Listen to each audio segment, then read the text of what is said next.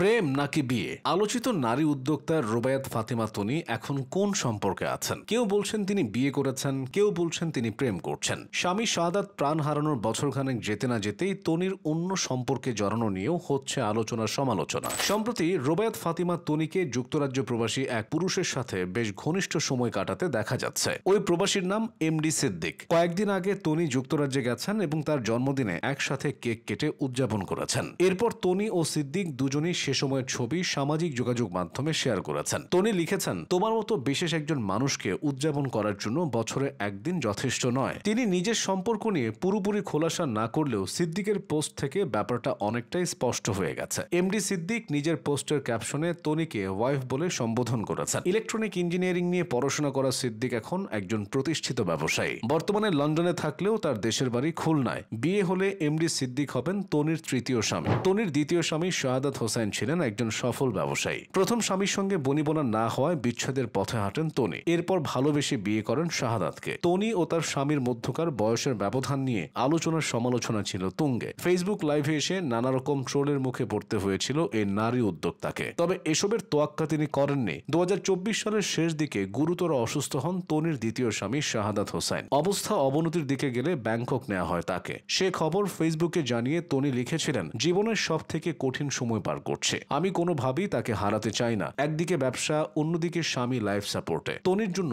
সময়টা তখন বেশ খারাপ গিয়েছিল। ব্যবসা সামলানোর পাশাপাশি প্রতি সপ্তাহে তাকে ব্যাংককে যেতে হতো। এছাড়া চিকিৎসার ব্যয় মেটানোর জন্য তাকে সে সময় বেশ সংগ্রাম করতে হয়েছিল। তবে সব চেষ্টাকে ব্যর্থ করে 101 দিন লাইফ সাপোর্টে থাকার পর শেষ নিঃশ্বাস ত্যাগ করেন শাহাদাত। স্বামী মারা যাওয়ার পরও তনিকে নিয়ে অনেকে কটূক্তি করেছিল। মিশন সাকসেসফুল বলে তাকে ট্রোল করা হয়েছিল সামাজিক যোগাযোগ মাধ্যমে। কেউ কেউ তো তার পরবর্তী বিয়ে ও সম্পর্ক নিয়েও সমালোচনা শুরু করেছিল। তনি সেসব সমালোচনার জবাব দিতেন কড়া ভাষায়। তিনি নিজেকে সিঙ্গেল মাদার বলে পরিচয় করিয়ে দিতেন। এও বলতেন যে এখন তার যে কোনো সম্পর্কে জড়ানোর অধিকার আছে। যুক্তরাজ্য প্রবাসী সিদ্দিকের সাথে বিয়ের গুঞ্জনটা সত্য হলে অবশেষে তার সেই ইচ্ছা পূর্ণতায় রূপ নিয়েছে। কড়া ভাষায় কথা বলার কারণে তনি অনেকের কাছেই ঠোঁটকাটা হিসেবে পরিচিত। অনলাইনে পণ্য বিক্রির লাইভে অকথ্য ভাষা ব্যবহারের অভিযোগ রয়েছে তার বিরুদ্ধে। দেশের আরেক পরিচিত ইনফ্লুয়েন্সার বারিশ হকের সাথে একবার বাকবিতণ্ডায় জড়িয়েছিলেন তনি। নেটিজেনরা কটু কথা বললেও সোজা সাপটা জবাব দেন তিনি। এই জন্য সমালোচনার পাশাপাশি এক শ্রেণীর অনুসারী তৈরি হয়েছে তার। একজন উদ্যোক্তা হিসেবে তনির পরিচিতি বহু আগে থেকে। বর্তমানে ফ্যাশন হাউস সানভিজ বাই তনির স্বত্বাধিকারী তিনি। সারা দেশে তার 12টি শোরুম রয়েছে। অনলাইনেও বিক্রি করেন পোশাক এবং কসমেটিক্স। তবে বিভিন্ন সময় তার অনলাইন ব্যবসা নিয়েও সমালোচনা হয়েছে, উঠেছে প্রতারণার অভিযোগ। সানভিজ বাই তনি গুলিস্তানের ড্রেস পাকিস্তানের বলে বিক্রি করে 2024 সালে এমন একটি গুরুতর